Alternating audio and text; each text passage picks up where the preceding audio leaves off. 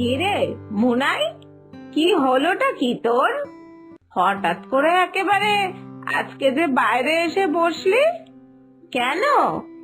না মানে তুই তো কোনো সময় বাইরে এসে এইভাবে বসিস না, তাহলে হঠাৎ করে আজকে কেন এলি?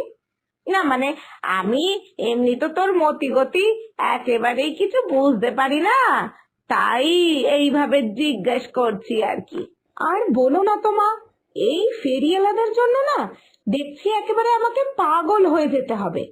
এদের এই প্রতিদিন সকাল হতে না হতেই এই যে চিৎকার শুরু হয়ে যায়, এই ব্যাপারটা আমি একদম নিতেই পারছি না।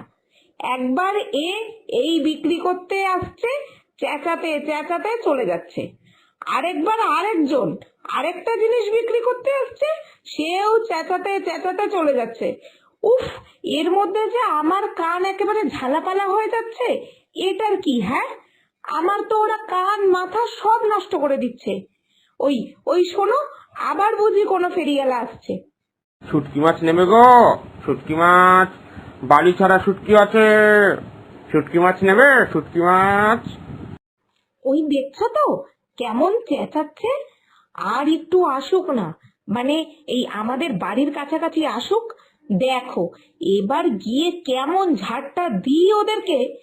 এমন শাসাবো না যে পরের দিন থেকে এরকম করে চেঁচিয়ে চেঁচিয়ে জিনিস ফেরি করা একদম ভুলেই যাবে।